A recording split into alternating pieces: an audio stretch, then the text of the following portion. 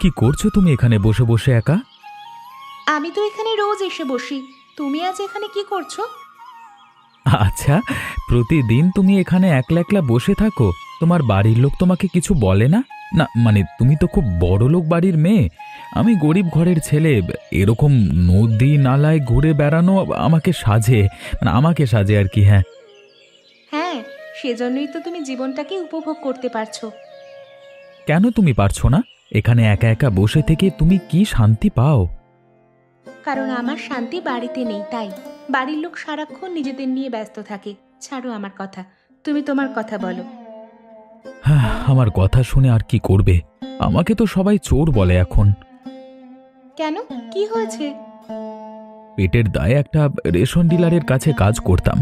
সে 1 নম্বরের পাক্কা চোর ছিল, কিন্তু ধরা পড়বার ভয়ে শেষ পর্যন্ত আমার নাম পুলিশের কাছে জানিয়ে দিয়েছে।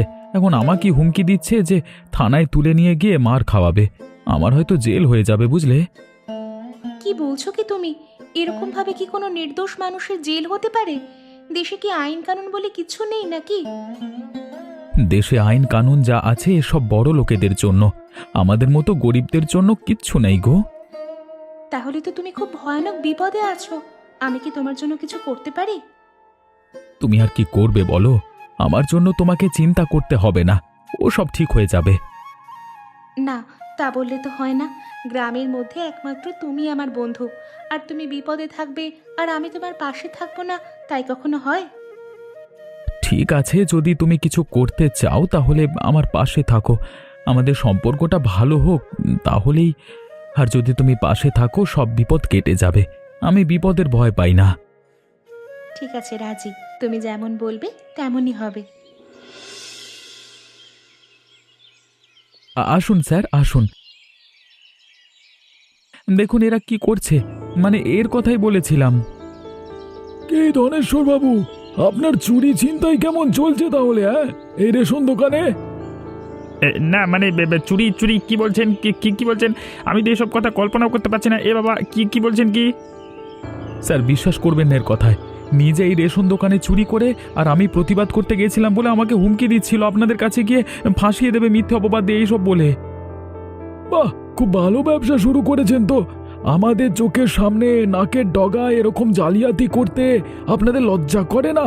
দিনে দুপুরে চুরি করছেন আপনি, হ্যাঁ? স্যার আপনি কিছু একটা বিচার করুন, না হলে কিন্তু আমার সর্বনাশ হয়ে যাবে। চলুন ধনেশ্বর বাবু, আপনাকে আমাদের সাথে যেতে হবে। যেতে হবে মানে কোথায় যাব? হ্যাঁ হ্যাঁ, থানায় যাবেন। বিচার হবার পর সিদ্ধান্ত হবে যে এই অপরাধের জন্য আপনার কতদিনের জন্য জেল হবে। হ্যাঁ, রক্ষা করুন বাবু, আমি একবার ভুল করে ফেলেছি আর আমি কোনো দিন এরকম ভুল করব না। এবারটার মতো ক্ষমা করে দিন। দেখুন সমাজে একটা মান সম্মান আছে আমার, আমাকে যদি পুলিশ ধরে নিয়ে যায় আমার সব কিছু শেষ হয়ে যাবে। এবার এত সম্মান যখন কমিয়েছে, অন্তত একবার তো সুযোগ পাওয়া উচিত আমার ভুলের জন্য। সত্যি বলছেন তো? আর করবেন না? না, আমি কথা দিচ্ছি আর কোনো দিন এরকম কাজ করব না। ঠিক আছে, এবারের মতো চলে যাচ্ছি, কিন্তু পরের বার হলে কিন্তু আপনাকে আর ছাড়বো না। কোথায় যাচ্ছিস তুই রাজু? দাঁড়া। হ্যাঁ বলো, কি বলবে? তুই নিজের পায়ে নিজে কুড়ুল মারলি, এর ফল তোকে ভোগ করতে হবে। হ্যাঁ, দেখে নিস। তোকে আর তোর পরিবারকে আমি যতক্ষণ না শেষ করতে পারছি ততক্ষণ আমার শান্তি নেই। হ্যাঁ, তুমি আমাকে হুমকি দিয়ে দমিয়ে রাখতে পারবে না। তুমি যেটা করেছো সেটা আমি প্রকাশ করেছি, আর এর বেশি কোনো কথা নয়। হ্যাঁ।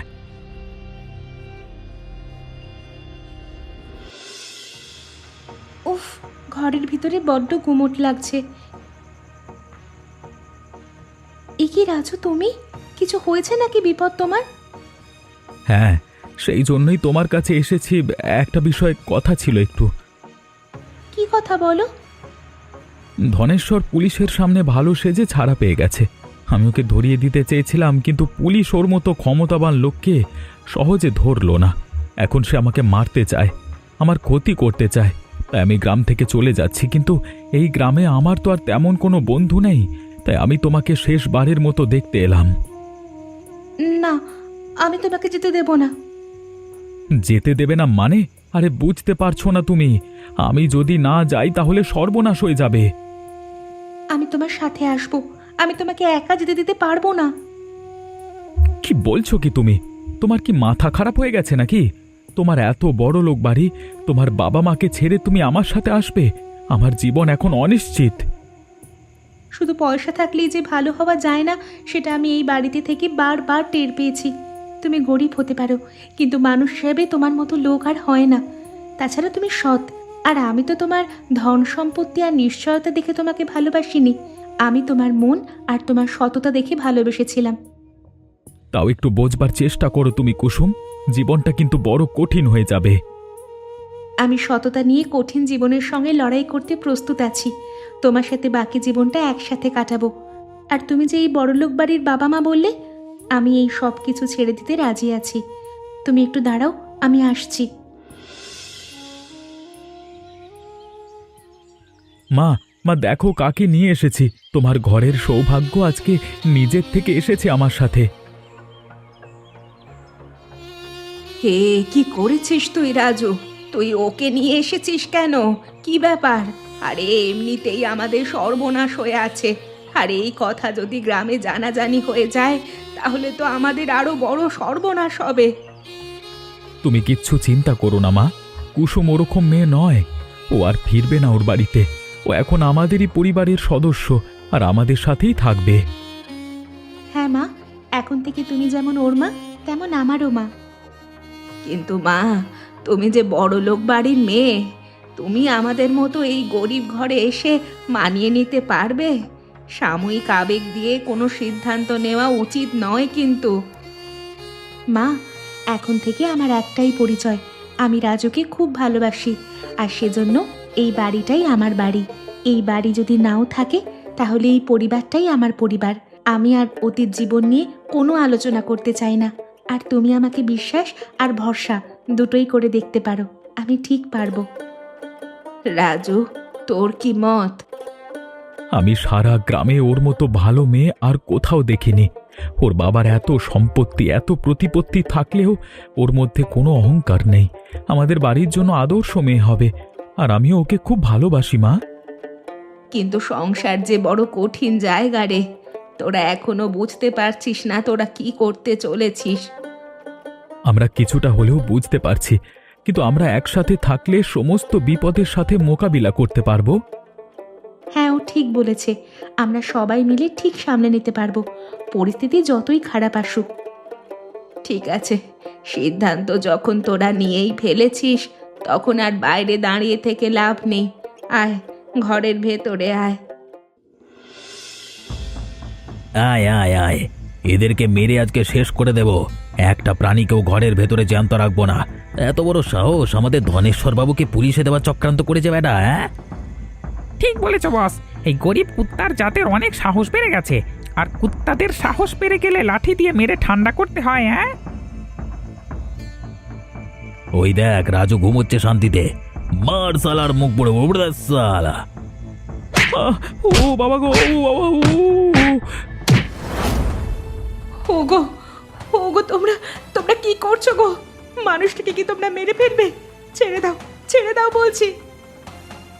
বাবারা, তোরা কি করছিস? আমার একমাত্র ছেলেকে তোরা ছেড়ে দে বাবা, ওকে। ও বড় অসহায়। বুড়ে এখন অসহায় মারাচ্ছ তুমি, হ্যাঁ?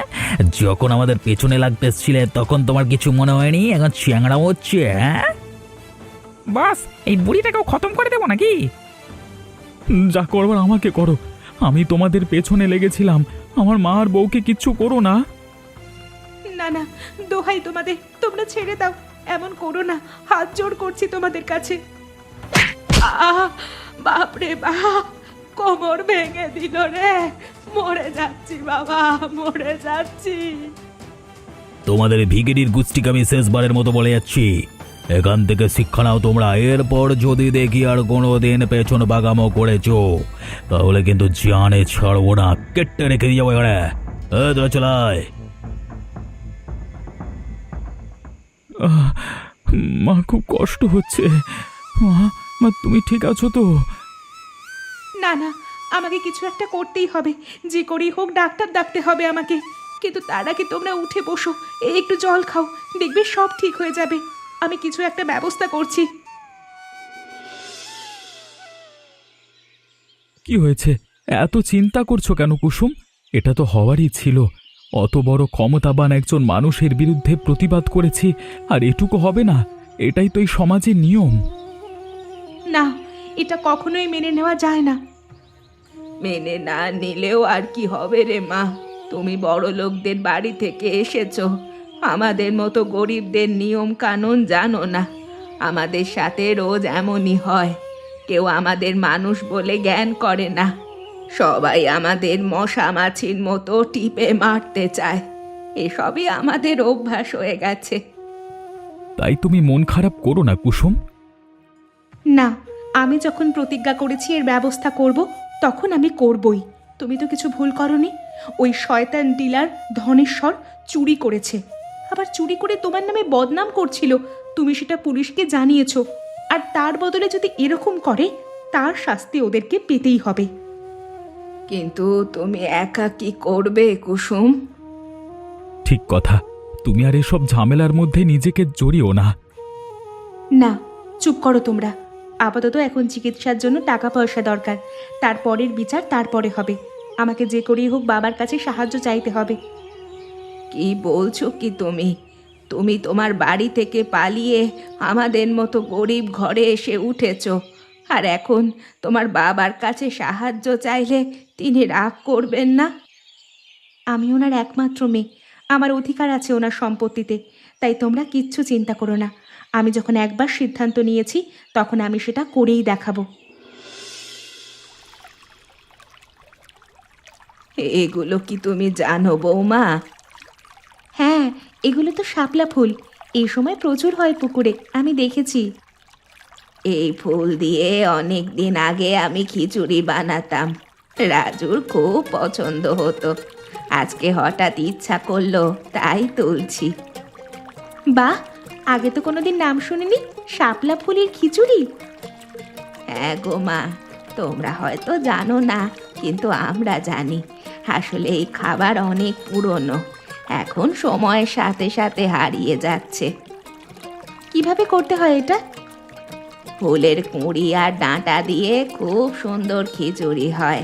ভালো করে বানাতে পারলে সবাই একেবারে হাত চেটে চেটে খায়। বাহ মা, আমার মাথায় একটা খুব ভালো ভাবনা এসেছে। কি ভাবনা বৌমা? বউ শাশুড়ির শাপলা ফুলের খিচুড়ি রান্না হবে, গ্রামের লোকেরা খুব পছন্দ করবে। আমরা এই খিচুড়ি বানিয়ে বাজারে বিক্রি করব ঠেলা গাড়িতে করে। কি বলছো কি তুমি? তুমি এত বড় বাড়ির মেয়ে হয়ে শেষ পর্যন্ত কিনা ঠেলা গাড়িতে খিচুড়ি বিক্রি করবে?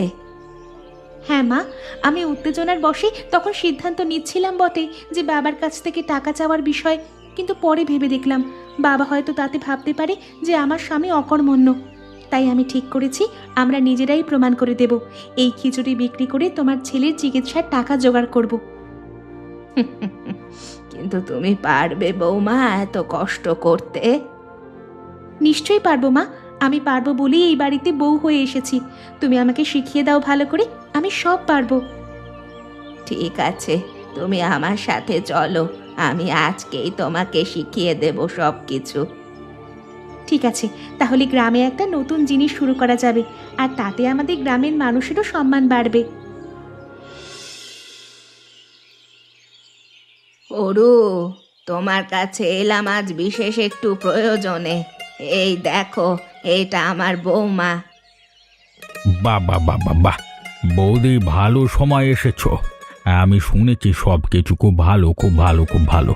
আজকালকার দিনে সবাই পয়সার পেছনে দৌড়াচ্ছে। তুমি যত বড় লোক বাড়ির মেয়ে হয়ে আমাদের রাজুর ঘরে বউ হয়ে এসেছো, তাতে আমি খুব খুশি হয়েছি মা। আর সমাজেও তো এখন তোমার মতো ভালো মানুষ পাওয়া যায় না কাকা, সেজন্য আমরা তোমার কাছে আজ একটু সাহায্যের জন্য এসেছি। হ্যাঁ, সাহায্যটা কিন্তু আমাদের করতেই হবে হরু। বেশ বেশ, আমার সাধ্যের মধ্যে থাকলে নিশ্চয় করব। আসলে আমরা বউ শাশুড়ির শাপলা ফুলের খিচুড়ির দোকান করতে চাইছি। মায়ের থেকে রান্নাটা আমি শিখছি, আমরা দুজনে মিলে রান্না করে বাজারে বিক্রি করব। আর বিক্রি করার জন্য আমাদের একটা ঠেলা গাড়ির দরকার। তোমার ঠেলা গাড়িটা যদি দাও, তাহলে যা ভাড়া লাগবে আমরা দিয়ে দেব। রে, এ তো আনন্দের কথা। গ্রামের মধ্যে এরকম ভাবনা তো কেউ ভাবি না। আমার ঠেলা গাড়ির জন্য কোনো পয়সা দিতে হবে না। গ্রামের মানুষের যদি এতটুকু করতে না পারি তাহলে আর কি করলাম। এমনি নিয়ে যাও, ভাড়া ভাড়া লাগবে না আমার। হ্যাঁ নিয়ে যাও। হ্যাঁ আমি জানতাম কাকা তুমি এমনটাই বলবে। ঠিক আছে, ধন্যবাদ। আহা, কি সুন্দর গন্ধ বেরোচ্ছে গো তোমাদের দোকান থেকে। এই তোমরা নতুন দোকান করে এত সুন্দর রান্না করছো। তোমরা এমন একটা জিনিস গ্রামে অন্য কোথাও পাবে না আর। গ্রাম শহর দুনিয়ায় এই জিনিস কোথাও পাওয়া যায় না, শুধু আমাদের এই বউ শাশুড়ির দোকান ছাড়া। এই খাবারের নাম কি? এর নাম শাপলা ফুলের খিচুড়ি। আর আমাদের দোকানের নাম মনে রেখো, বউ শাশুড়ির শাপলা ফুলের খিচুড়ির দোকান। বাবা বাবা বাবা, দাও দাও দাও দাও, খেয়ে দেখি। কেমন লাগছে গো তোমাদের খেয়ে? আহা আহা আহা, এমন সুন্দর জিনিস তো কল্পনাও করা যায় না। আমাদের খুব ভালো লেগেছে। এই চলো চলো, আমরা সবাইকে বলে দেবো এই দোকানের কথা। চলো চলো চলো। হ্যাঁ বাস, ওইদিকে তো খেলা খারাপ। কি হয়েছে কি? যাদেরকে আমরা পিটিয়ে এলাম তারা তো থেমে যাওয়ার জায়গায় বাজারে নতুন দোকান করে পয়সা কামাচ্ছে।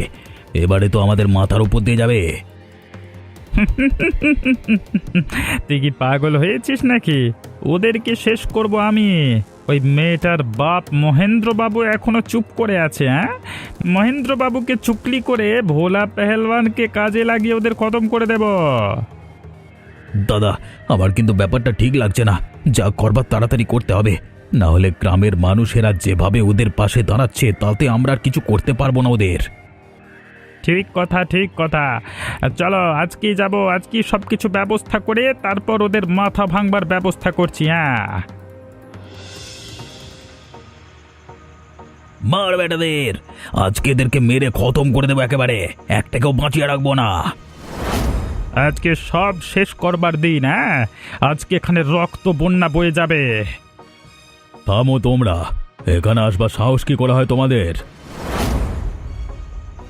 তুই এখানে কি করছিস বে? আরে আমি তো তোমাকে সন্ধ্যে থেকে খুঁজছি, তোমাকে খুঁজে না পেয়ে বাধ্য হয়ে আমরা এখানে এসেছি নিজেরাই। আর এক পা এগুলে তোমাদের মাথা ভেঙে দেব। কুসুমের বাবা মহেন্দ্রবাবু আমাকে এখানে পাঠিয়েছেন এ বাড়ি রক্ষা করতে। তার মেয়ে তার জামাই রক্ষার দায়িত্ব এখন আমার হাতে। যদি নিজেদের পাঁজর এখনো বাঁচিয়ে রাখতে চাও তাহলে এগিয়ে এসো। কি ভেবেছিলে তোমরা? হ্যাঁ, অসহায় মানুষ পেয়ে আমাদের উপর যা নয় তাই করবে, তাই না? তনেশ্বর, তোমার খেলা শেষ। এবারে আমাদের সাথে তোমাকে যেতে হবে। আর তোমার কোনো রকম ন্যাকামো আমরা শুনবো না। এই ধরবে গায়ে, আর ওই কালুটাকে ধরতো আগে। না না, ছেড়ে দিন বাবু, ছেড়ে দিন। আর কোনোদিন করবো না বাবু, বাবু আর আর করবো না। এবারেও তো ছেড়ে দিন না বাবু। নিয়ে গিয়ে থানায় ভালো করে ধোলাই দিন তো বাবু, তবে বুঝতে পারবে মজা। কেমন আছিস মা তোরা? বাবা, তুমি এখানে? আমাকে ক্ষমা করে দে মা, আমি ভুল করেছিলাম। তোকে আটকাতে চেয়েছিলাম, কিন্তু তোর সাহস, তোর পরিশ্রম দেখে আমি মুগ্ধ হয়েছি। তুই আমাকে শিক্ষা দিয়েছিস। শান্তি দেবে, আপনার সামনে স্বীকার করছি যে আমি ভুল করেছি। আপনাদের মতো মানুষ পাওয়া এখনকার দিনে দুর্লভ। আমাদের আশীর্বাদ করবেন, আমরা যেন গুরুজনদের আশীর্বাদ নিয়ে সুখে শান্তিতে থাকতে পারি। ঠিক আছে, যখন সব ভালো হয়ে গেল আমার একটা কথা বলবার আছে। হ্যাঁ বলো, তুমি কি বলবে ভোলা? গরিব মানুষদের বিরুদ্ধে আর বড় লোকরা যাতে অত্যাচার করতে না পারে, সেজন্য আমি রাজুকে এখন থেকে কুস্তি শেখাবো। হ্যাঁ, আমিও শিখতে চাই, আর গ্রামে আমার মতো অসহায় মানুষদের শেখাতে চাই, যাতে তারা আর এরকম নিপীড়িত না হতে পারে। তাহলে কালকে থেকেই রাজুর শিক্ষা শুরু হবে। আমি তোমাদের বউ শাশুড়ির এই শাপলা ফুলের খিচুড়ির দোকানকে আরো বড় করে দেবো। এখন থেকে শহরে পৌঁছে যাবে দোকান। বাহ, এটা তো খুব ভালো কথা। আপনি আমাদের রক্ষা করলেন। আচ্ছা, তোমরা বলতে পারবে ওই শয়তান ধনেশ্বরের সাথে আমাদের শত্রুতার শুরু কোথায়? উত্তরটা কিন্তু তোমরা কমেন্ট করে জানিও। তোমরা আমাদের গল্পটা কেমন লাগলো জানিও কমেন্ট করে, আর আমাদের চ্যানেলটা সাবস্ক্রাইব করতে ভুলো না।